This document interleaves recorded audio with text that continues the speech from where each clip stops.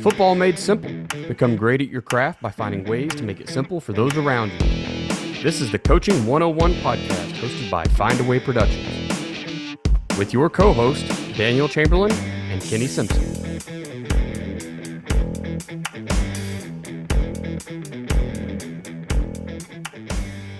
What's up, coaches? This is the Coaching 101 podcast. I'm Daniel Chamberlain, here with Kenny Simpson of Arkansas fame. I don't know about that. I think I'm liked in every state but Arkansas. That's usually how that works. You know, people think I'm smart, and the guys that play against me go, "Wait a minute, he's not that smart." And so I think it's maybe the opposite of that. It's really like in my area, I see the same thing. In my area, there's like a couple guys that listen to the podcast and have reached out and like, "Hey man, you're in our area." One of them is going to speak. The Sulphur Strong Clinic starts tomorrow, so when you guys are hearing this, it's a week too late. You can still go buy a ticket. You'll just be watching replays instead of the live thing. But I've got him, and then a guy that I'm going to have to play against this year, which is really neat. But it like being a social football coach or online or podcasting or selling products, it seems to hurt way more than it helps in your local area. But then there's people from California, Florida, Virginia calling me with coaching offers, like emailing me, "Hey man, I know you live in Oklahoma. We'd love to have you up here." So it's so strange that there's like a bubble of where it's a negative effect. But once you get outside of that, you're just that guy that you see on the internet from a long ways away. So yeah, I think we're going to talk about a lot tonight, but I think it's a mixture of a couple things. One, maybe some pettiness local, maybe some, like your spouse knows all your weaknesses. Those who are closest to you know that you're a real person and not some internet person. So I think there's some validity in that. And then, it's probably some kind of mixture of all that stuff. So I didn't mean to give you a long-winded answer there. We got big 7-on-7 coming up tomorrow. So I'm trying to, for a guy that doesn't throw the ball a ton, we're trying to figure out our 5 pass plays, how we're going to make those look okay tomorrow. So we've been spending a lot of time doing that. And then a lot of guys know that we have 9 locations we're helping with fireworks. So I've been trying to get all that stuff going together. Excited to help those coaches. The world doesn't know, but I'm okay to say it. I was supposed to be the 10th. And here's the deal. We had it all set up perfect in the AC. It was going to be a huge room to come shot fireworks. And the fire marshal was like, "You're right next to the police station." Yeah. We can't have an explosion right next to the police station. I'm like, all right, I get it, I guess. And then it was just so last minute, and I was living in the woods, so yeah, we'll try for it again next year. I'd love to do it. I just want the extra income, Like I love the idea. I know a lot of people out there make a killing. So if you're wanting to help fundraise for your team or your church or whatever, right? I mean, you can fundraise for anybody selling fireworks, but Kenny's the guy to go to. Yeah, we're excited. There's a mixture. I think probably 7 of the 9 of this one are doing it just to support their family, which that's 100% great. That's where I got into it.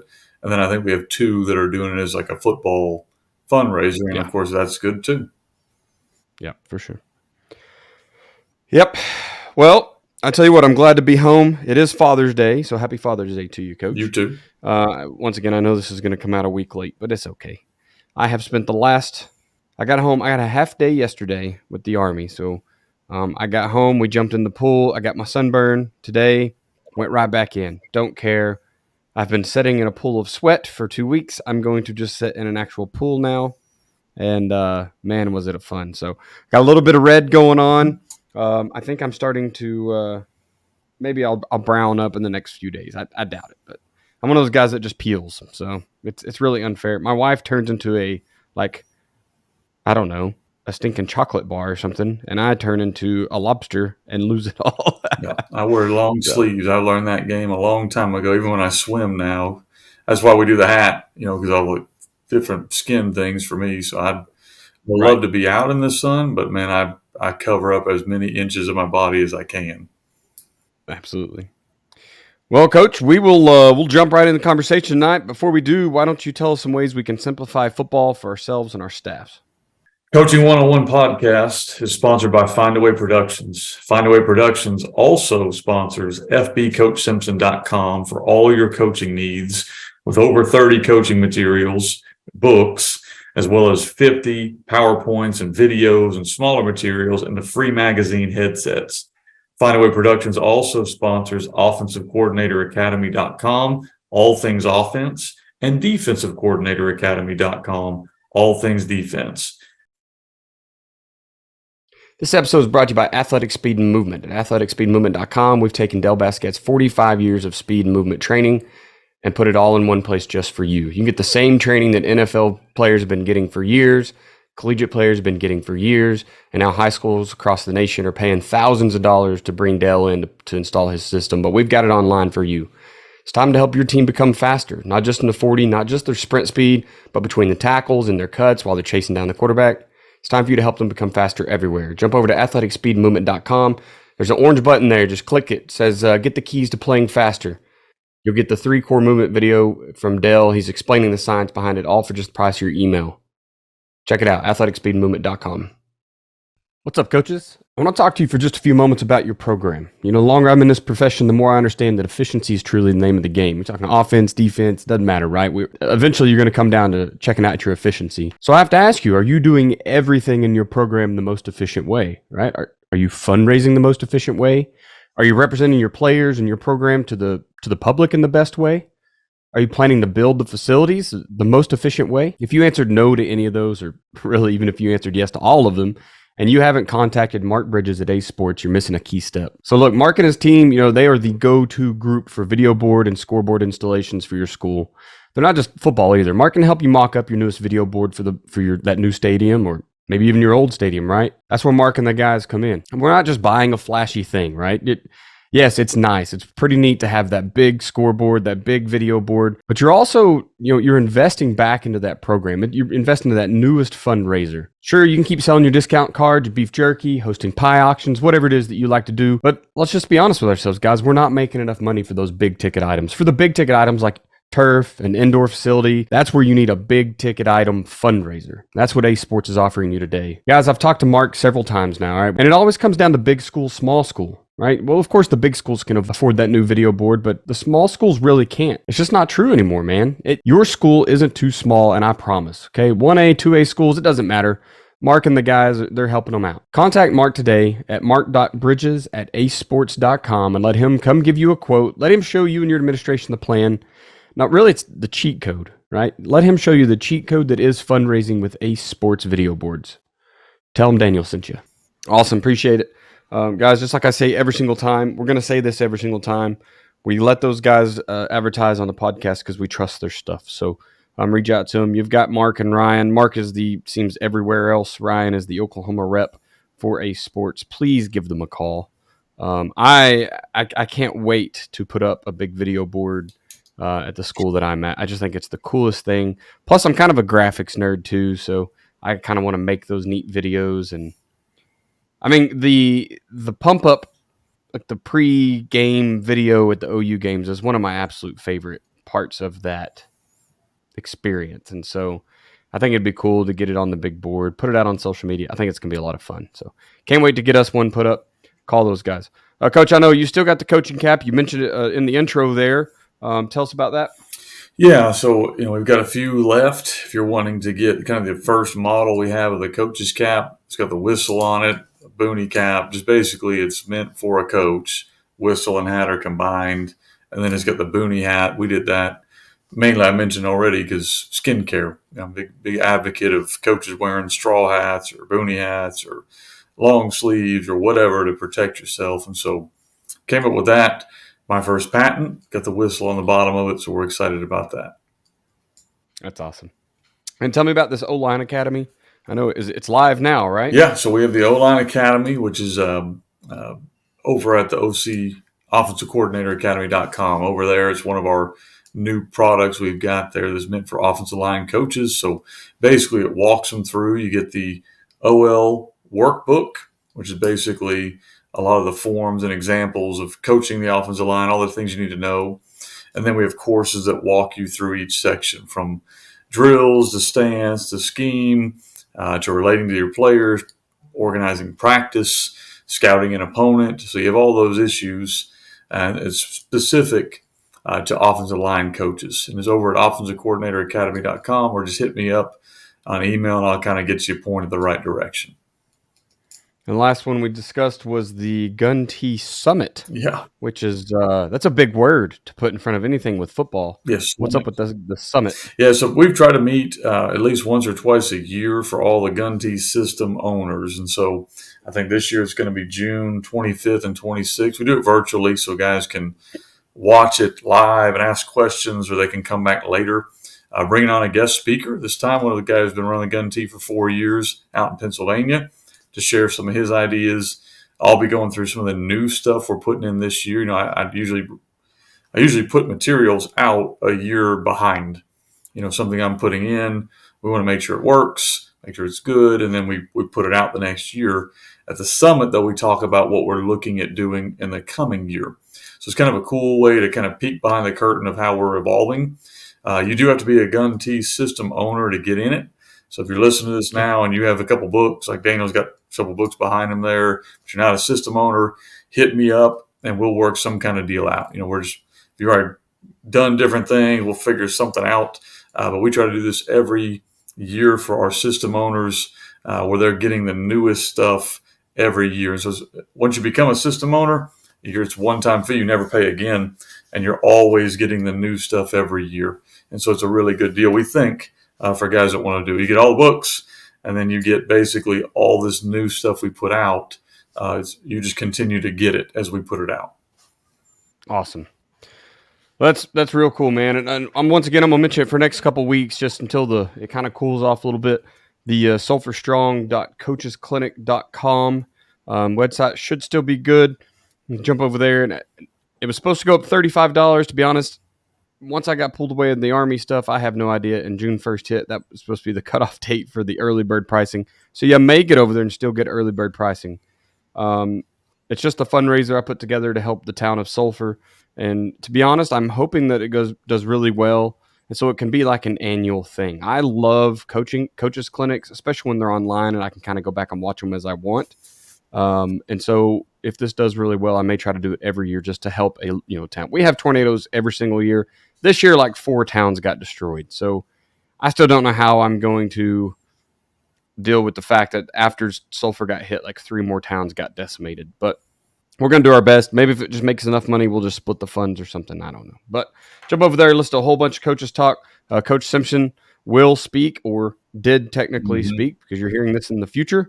Did speak on the first night. He was our premier speaker that night and closed us out, talking a little problem solving on Friday nights. So go hear a bunch of greats, man. There's so many good coaches that volunteered some time and their services to help me make that come to fruition. So appreciate you guys. sulfurstrong.coachesclinic.com.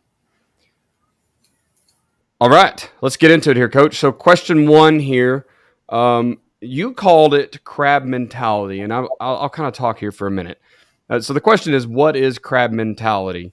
And it's funny because in the first thing you said, this is kind of a military thing, and I was like, I have heard that a bunch, but we always called it a bucket of crabs, right? And what it is to us in the military is just no one is ever going to have a lot of success because everyone else will pull them down. So the old saying is, you don't have to put a lid on a bucket of crabs, because every time one starts to escape, the rest will pull him back in. And it's kind of the same same thing. We see it a ton in the military. I've seen it a lot in coaching. We discussed it a little bit, with the podcast and the social aspect. You gain a little bit of internet fame, if you will. I'm air quoting if you're listening and not watching. I do not think we're famous in any way, shape, or form, but more people know our names than the guy down the street at the 2A school, right? So there is that little circle around us that we kind of are in a bucket of crabs. Even if you were to go out and be successful, other people are going to try to knock you down. I've seen it in coaches that won 2, 3, 4 state championships in a row, and all of a sudden they're the bad guy, right? It's all these bad things that happen, that they're doing. Well, they yell at kids. Well, they're not nice to parents. Well, they're this, they're that. And so that's kind of how I think of the bucket of crabs, or the crab mentality is. It doesn't matter how successful you are. Everyone around you, or those around you, are going to try to pull you back into the pit of despair. So I know the answers you have for this question are a little bit different, and more, I don't know, I guess football related. So what is the crab mentality to you? No, I think you hit the nail on the head. I mean, I think that's what it is. You define crab mentality because you see that in every walk of life. I mean, that's just unfortunate. It's a mentality that I think social media has probably made worse. But and that's not just in coaching, and it's not just, but it's in your program. So I wanted to kind of focus on the program end. We will talk about coaches too, but basically that's something you're going to have to work on within your program because you don't want that. That's a bad mentality. The idea that we're not going to let other people be successful. We're going to pull them down with us. So when you're trying to pull yourself out of this, whatever it is, we're going to do all we can to make that hard for you. Like that's a really bad mindset. However, it's a very common mindset. So the things that I look at in that are, you're looking for others' faults. You're Yeah. just looking. You mentioned it, looking for the coach who maybe all of a sudden. I'll give you an example. Eric Drinkowitz, really successful coach at Missouri, was a junior high coach in Arkansas for a while, and so there are still people here that are going to still view him that way and be bitter that guy has gone on to do great things. So the other part of crab mentality, I think, is when you can't celebrate other people's success.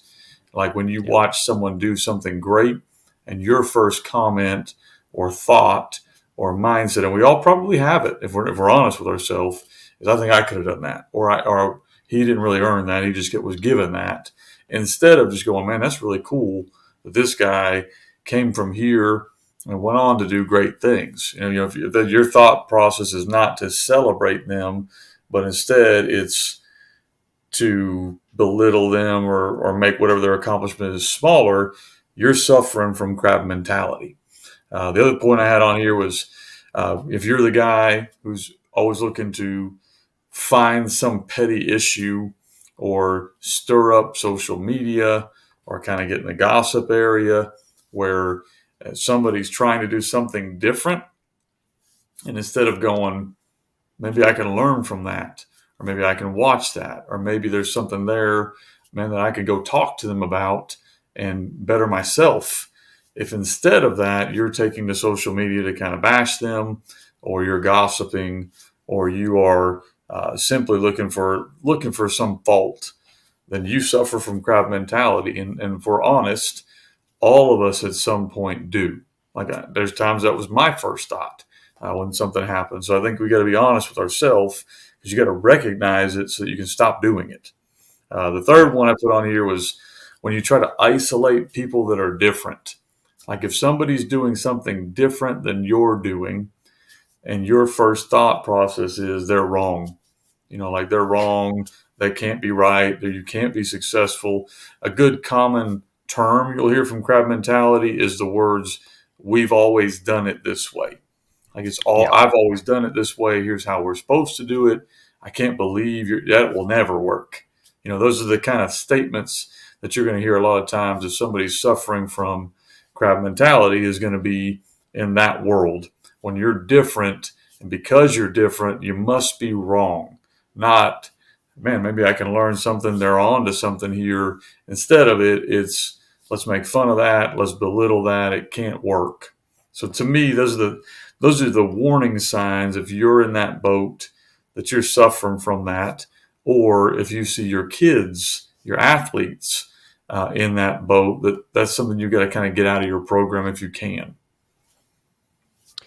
You know, I've been thinking about this for about a week and a half. So jumping back into the Army world for 2 weeks every year, um, it has different kind of a mentality effects on different people.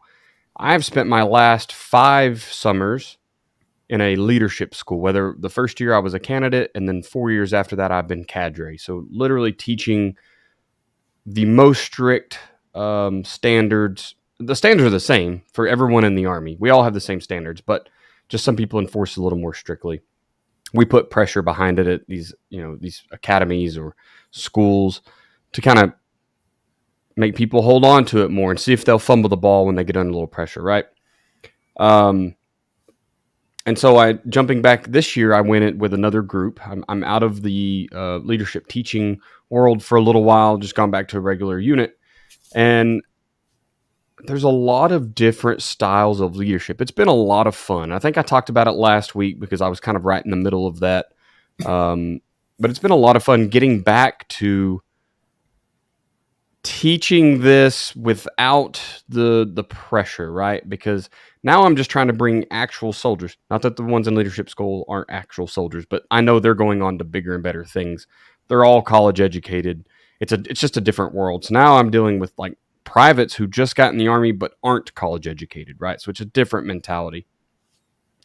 And I'm watching all these different types of leaders kind of emerge, and then those around me, I'm kind of helping the other platoon sergeant. I get to be a platoon sergeant now, helping some of the other platoon sergeants develop and squad leaders.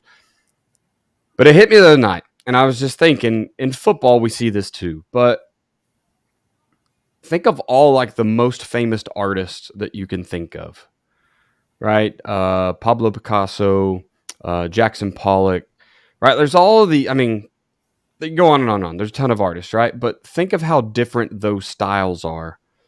And if you put all of those people who are absolutely the greatest to ever do it, you put them all in a room under one instructor, how many of them would be wrong?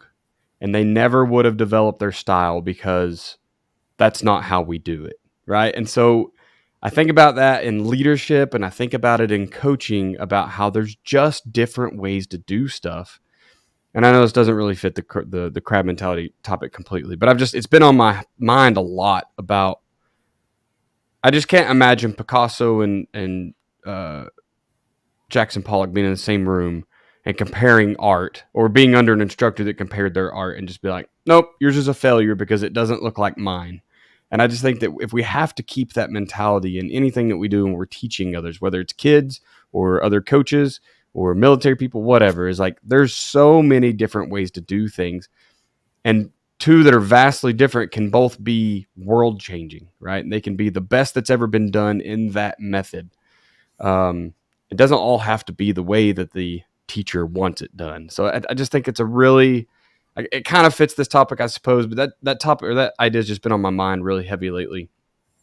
So isolating people that are different from the way you're doing things.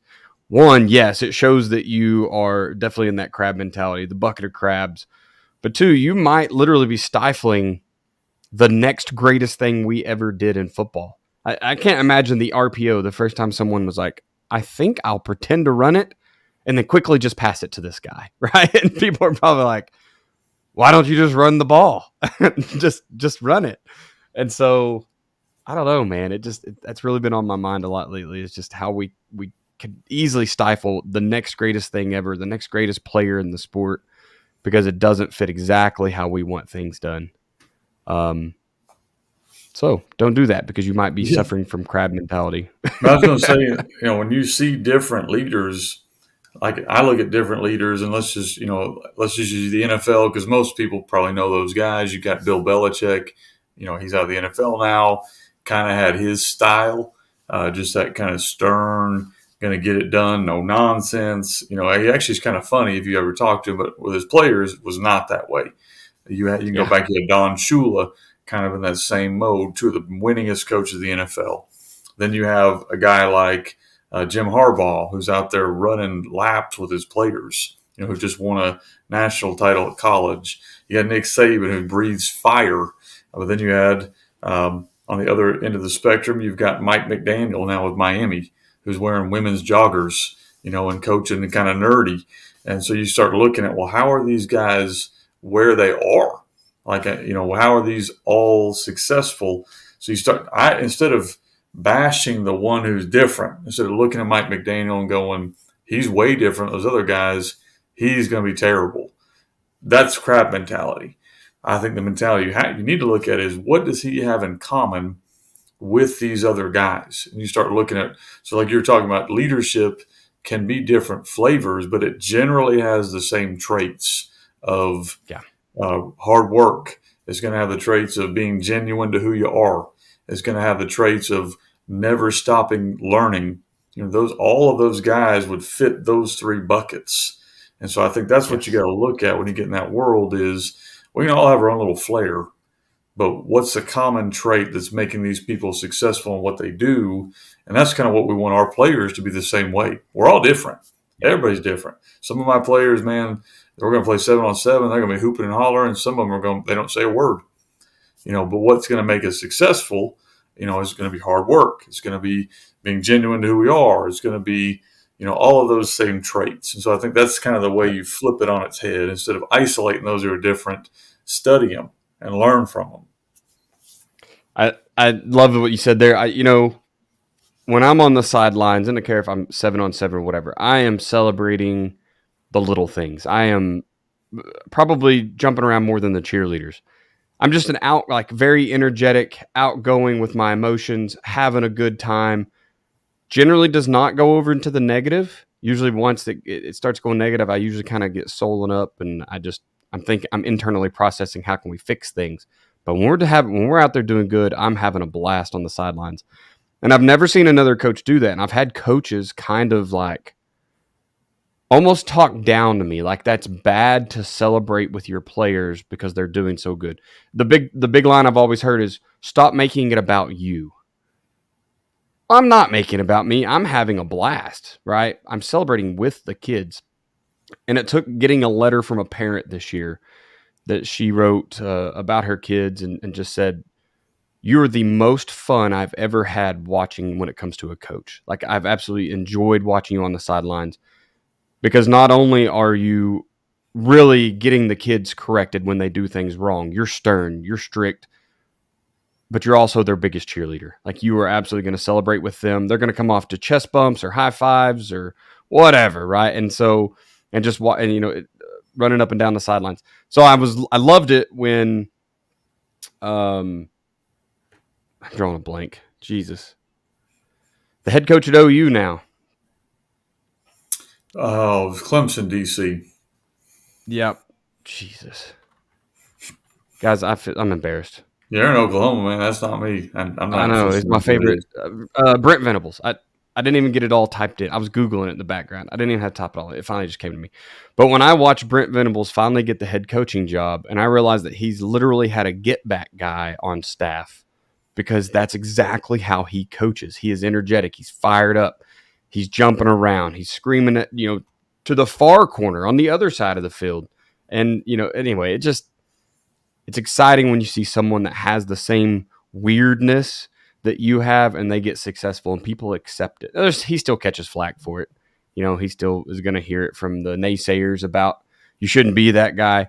Clemson's head coach, I've always heard from him because he runs out in front of his players on game day, right? He's the first one out and everyone says, oh, he's making it about him. Like, whatever, man. Get over yourself. Like, he's having fun. That's the way he does leadership. That's his art style. Like, we just got to let it go because Mm-hmm. he's one of the best to ever do it. Right? He got really successful really fast. So, anyway, yes, the people can be different. Bucket of crabs. It's hard to be successful without others trying to tear you down. Second question here: why is it so prevalent in coaching and other realms? And I think that I'll kind of speak here first too. I'll let you speak first on the last one, Kenny. I swear. I think it's the hierarchy. Hate that word. In the staff structure in football, and I know you're wanting to talk more kids and programs, which it fits the same. This answer fits both because they're starters, they're second string, they're third string, and everybody wants to be the starter, and everyone's parent wants their kid to be the starter, right? So, but I think on the coaching side, it is that staff structure where the guy in front of you just has the say so. And so if you see someone being successful and they get promoted faster than you or they get promoted in front of you, and the you here doesn't have to be you personally, but as these guys show that they are good at something, they get a chance. Maybe not everyone gets that chance, right? I talked to Dominic Franks not as often as I used to. Coach Dom, we got to fix that. But he told me, like, the only difference in the first round draft pick and the last pick of the draft generally is just an opportunity, right? It's just how often they've been seen, or even guys that go undrafted. There's a lot of talent that doesn't get drafted just because they went to the wrong college. They didn't get enough film out there, or maybe they had a coach that didn't develop them correctly. Right? There's so many variables there. So the opportunity for a young guy to get get a chance to step up, can really throw that staff structure kind of out of whack, especially when you consider that climbing the ladder takes so long. Right? I applied for a head coaching job this year. It was my fourth year after 4 years of coaching, and I didn't get an interview. And so I emailed the athletic director, and I was like, just reaching out, getting some feedback. Was it something about my resume? What did you like? What didn't you like? And I did that to even the places I went and interviewed. I asked for some feedback because I want to get better. And this guy emailed me back. He said, "It's just your time. You just don't have enough time in the game." And he went on to talk about his story. He was like, "I was at year 18 or something before I became a head coach." And so in his mind, like, everyone needs to wait a long time to get a head coaching job. And I'm not saying he's wrong, but I'm saying there's a lot of guys out there that are in year 5 through 10 that are going to be doing great things in football just because of who they are, right? I bring 18 years of leadership in the Army, of managing teams, managing what would be a football staff, right? Teaching tactics, teaching all this stuff. So I think I bring it from a different perspective. I don't need all those years in football. But that's just the way he sees football. So climbing that ladder can take a long time. And when we see somebody breaking out of that timeline, they go from 15 years to head coach to 6 years to being a head coach. We don't want them to do good, right? We want them to, not we. Kenny, you and I think, I would hope we're above that. I'm not saying it doesn't still strike sometimes. You get a little agitated that someone has all the breaks fall their way, but people can get very upset if you get something faster than they did or faster than you were supposed to by the common rules. And then my last point here is just that your position in the football staff or how many years you've taught doesn't match your football IQ or your football education. Things like podcasts, the Gun T program, the stuff Joe's putting out. There's so much stuff out there now. You got CoachTube, right? Like they're the ones that are hosting the Sulphur Strong thing for me. There's so many places now to go to get football education, and for not always a ton of money. In fact, there's a lot of free stuff out there, right? I talked to Ron Mackey, and he said, he doesn't even pay for things because wait a year and everything ends up on YouTube. So you can go out and find whatever you want, and you can become educated. So that kind of leans once again to that you don't have to sit on a staff behind a guy that's been doing it for 30 years to learn how to do something. You can go out and learn on your own. And this is another place in the world as well, right? With the military, everything in the military is in a book. You just got to go have the discipline and patience to read it, and if you can read Army lingo. And so I think that's why it's so prevalent in those areas, that bucket of crab mentality, is because people with a little more discipline can quickly get ahead of you, and they can be rewarded for that in that position in a place where it's supposed to take a long time for things to happen. And then all of a sudden they're not taking that long for that person.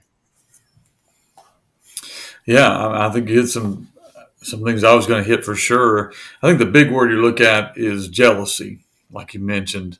You got passed over for some job, so it'd be really easy for you to look at somebody who's 26 years old who gets a head job.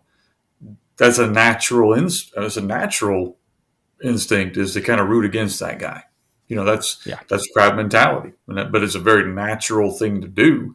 That's why crabs do that. They don't have a brain; they just do what comes natural. It's kind of how that works. And so I think the big thing is to try to figure out ways to root out jealousy, and that could be in the coaching world, or that could be in your players. I've kind of moved it towards the players. So, here's an example. We had a transfer come in last year, ran for 1,800 yards for us and 28 touchdowns. Well, he replaced somebody. When you move over, there was a guy who probably thought that was about to be his job. So it would have been very easy for that kid to root against the guy who's on his own team. Instead of Right. say, hey, no, I'll take a different role. I'm going to go over here and play this spot. And he had a great year too, because we had kids that bought into what we were doing. We were able to have both those kids had great years because their mentality was good. But that's not common. Like, it's not a Right. common thing for a kid to say, I thought I was going to be the dude. Now this guy's kind of the dude and I'm number two. That can be difficult in our position. And so we got to do everything that we can to attempt to facilitate that. And that can be the same thing in coaching. I've got a 26, 27-year-old DC on my staff.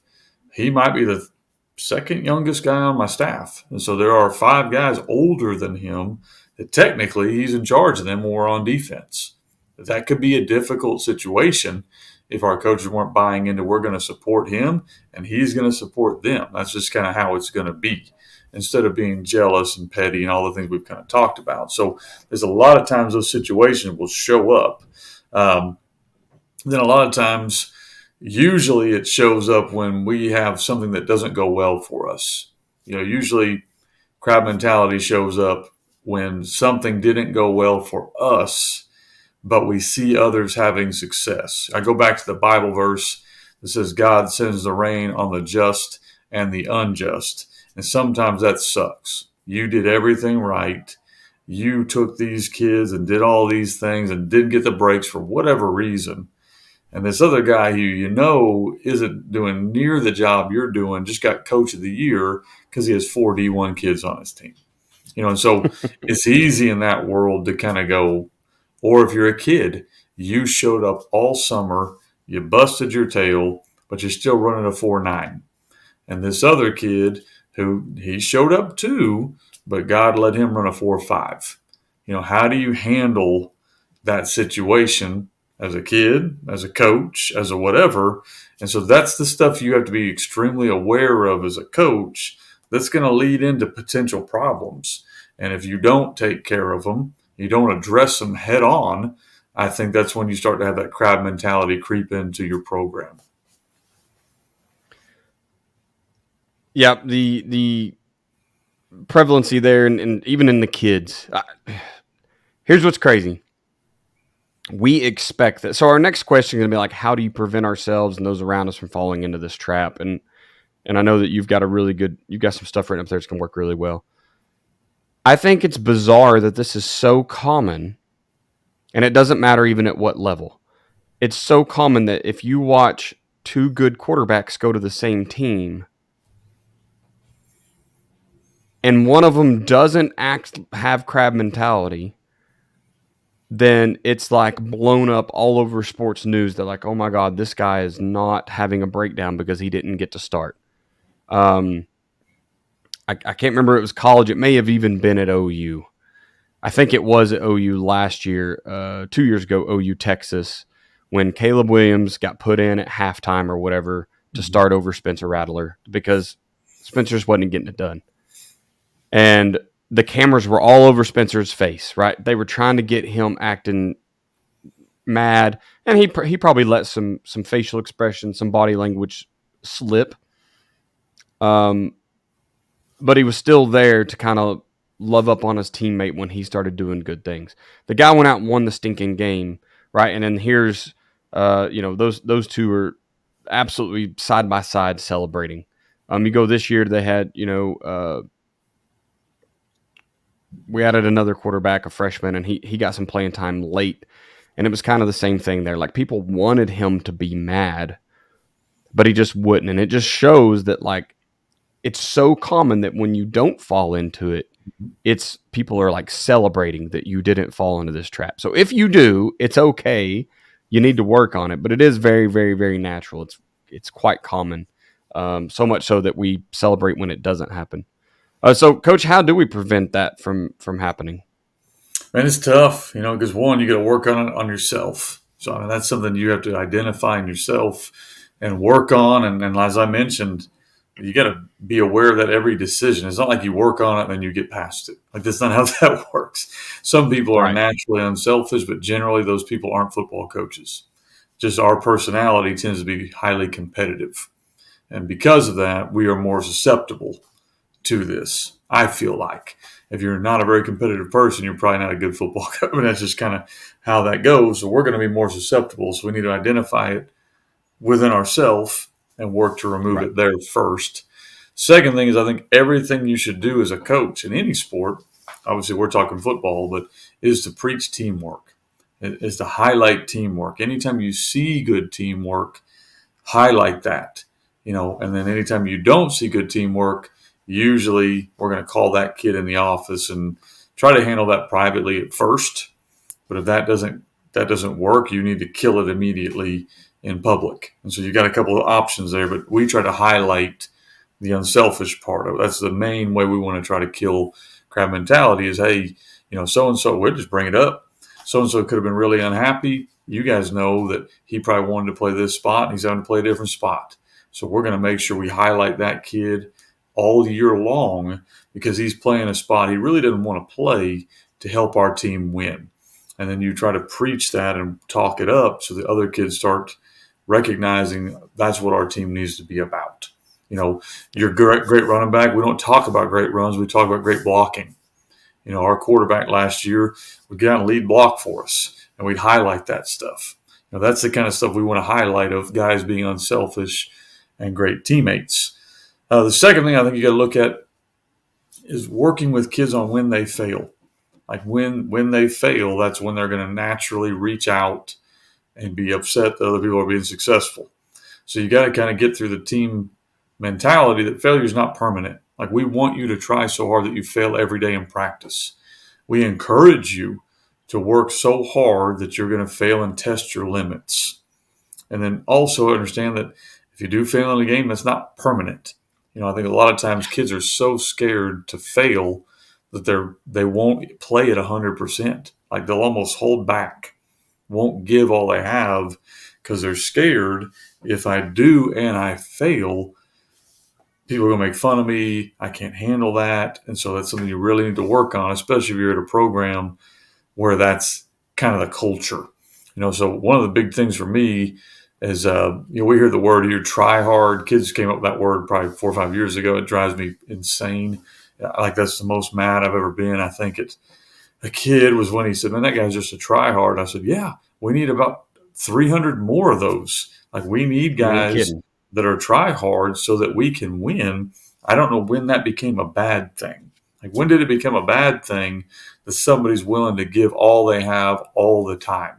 And so we talk about that with our program, and I'll bring it up at least once or twice a year just to kind of highlight that's the kind of guys we want. We want those guys. That's the model and the standard, not what you make fun of. But unfortunately, the society the way it is today, that's kind of what happens is kids are scared to do that because they don't want to be made fun of, because it's better to look cool and not give great effort than the other way around. Like we don't joke around about a kid who's not willing to block. We just bench his butt. Like that's not a funny thing. We're not going to say things. You're going to come sit over here. You got to kill that mentality of I'm too good for whatever. That kid that's too good for whatever is going to lose you a game when it matters. And I know that it's really hard, and it's a lot of coach speak because you may only have 1 4-4 on your team, and that's the guy. But you got to figure out a way. Maybe it's bench therapy early in a year that doesn't matter as much. Maybe it's encouragement. Whatever it is, you got to get that kid to buy into doing everything else for the team. Because if you start having kids that they're holding you hostage by their ability and they're not giving you the effort you need, that's going to poison everybody else. So If you got that, you need to find it and figure out a way to handle it. It doesn't have to always be yell at a kid or kick a kid off. Let's not be unreasonable here. You only got one kid that's that good. You need to figure out how to motivate him to be even better. The last thing I've got on here, Daniel, is I think that you have to work as a leader to model humility. The hardest part about being a head coach is you are the one that probably gets too much credit and probably too much blame when things go well or when things don't go well. Just kind of like quarterbacks. If you're a player, quarterbacks would kind of fall in that boat. But basically, there's a lot of other moving parts that take you winning and losing. And as a head coach, I learned early, and I've tried to hold to it, that if it ever goes south, You never throw anyone under the bus, even if it was 100% their fault, because I've dialed up some beautiful plays that we managed to screw up. Well, we should have worked on that some more. My fault. Yep. No, it wasn't. Throw the ball where it's supposed to go or catch it. That's not the truth, but it is what you do. You protect. You protect those underneath you by taking whatever criticism is coming. And then you spread the love when that comes. So now we're 7-0 this year. We want to interview the coach. Well, I'm making sure that I'm talking with all of our assistants because they're a huge reason why we're being successful. And we talk to For our sure. players. When you're interviewed, you share the love and you take the blame. And so you start to kind of get that mentality and model that. And that tends to help a little bit with recognizing it's not all about me and I'm not where I am without everybody else. And I think that kind of now the crabs are working together to get out of the bucket instead of pulling them back down when they're trying to get out. So I think that's the ways I would try to combat that. Awesome. Yep. I think Nick Saban kind of tied it up. Well, before I go there, first, you spoke about the head coach getting too much blame and too much credit, and then the quarterback does that as the player. A couple of years ago, I saw a social media trend that like wins and losses are not a quarterback stat. They are, but they shouldn't be.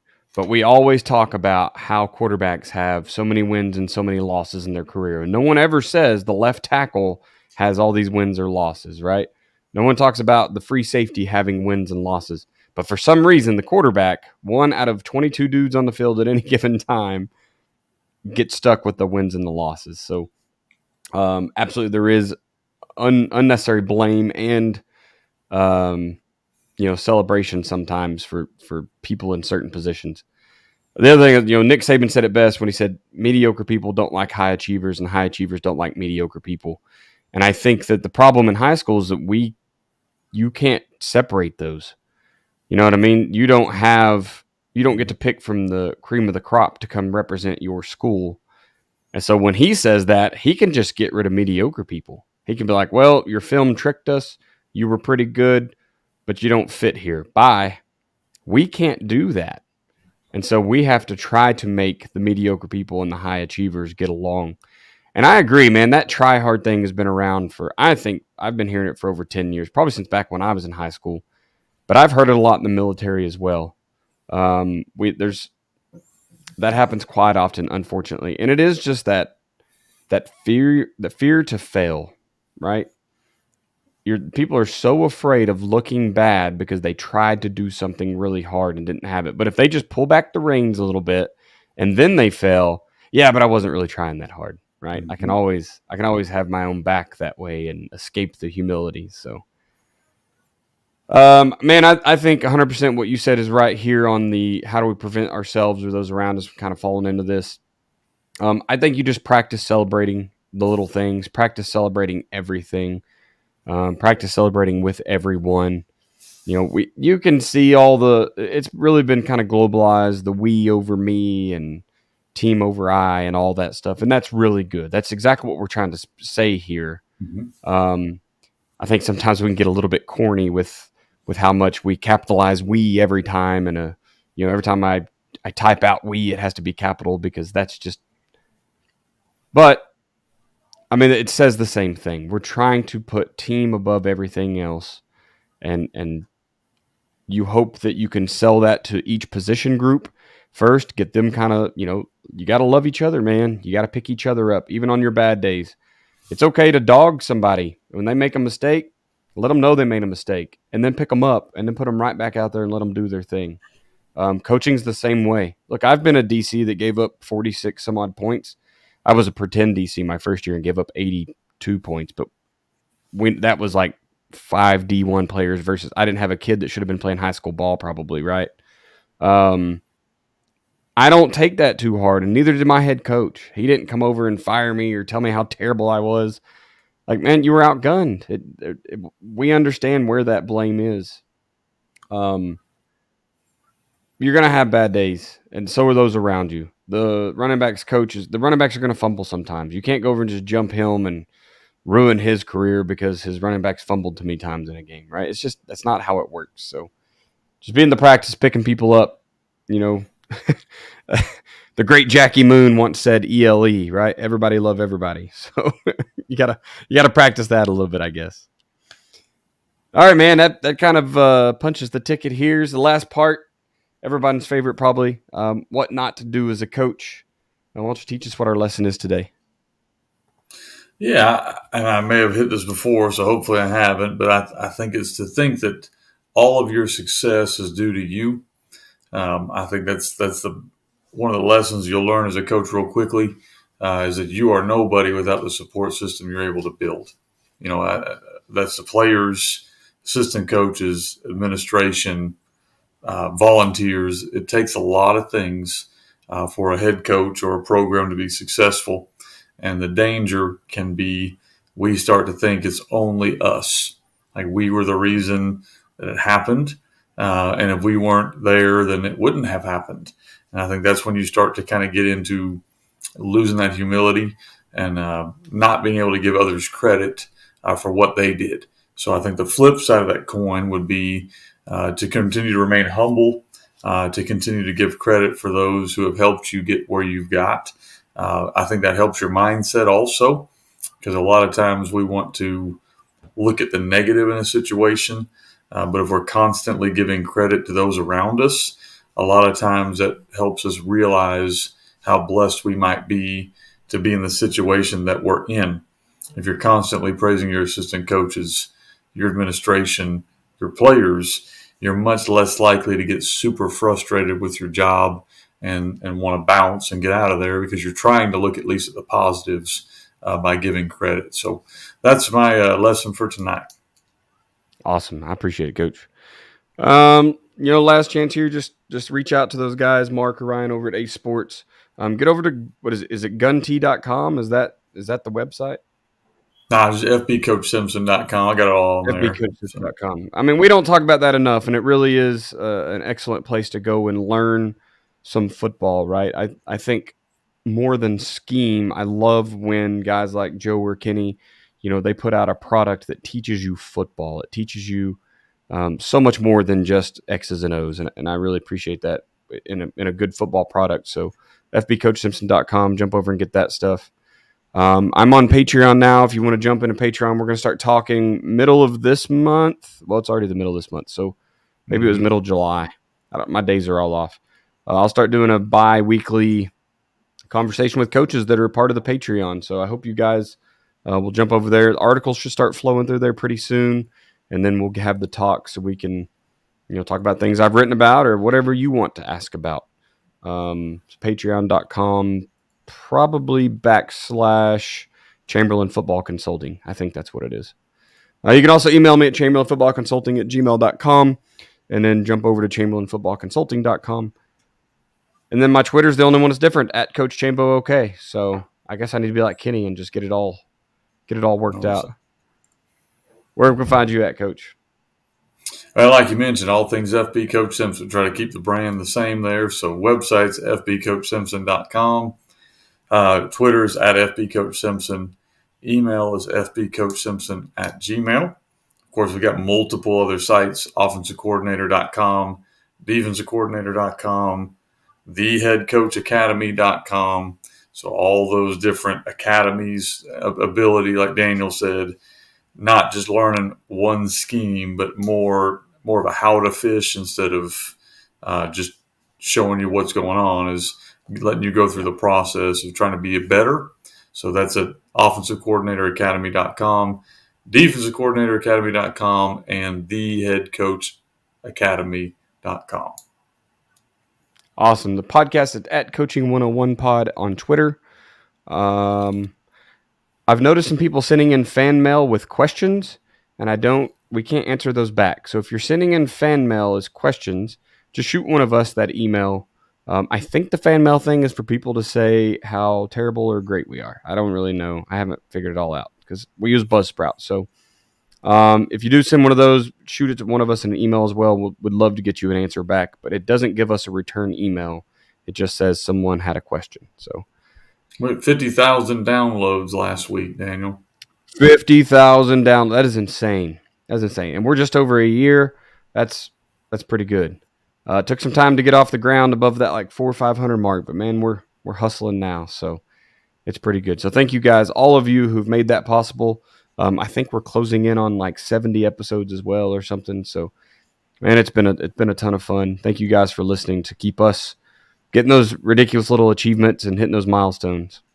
I want to thank you for being a listener to the Coaching 101 podcast. We hope you'll join us next week as we continue to make the complex more simple. Please consider subscribing to the show so you'll always know when the new episodes are out. We'll leave you with this. It's hard to beat someone who never gives up, no matter the situation. Find a way.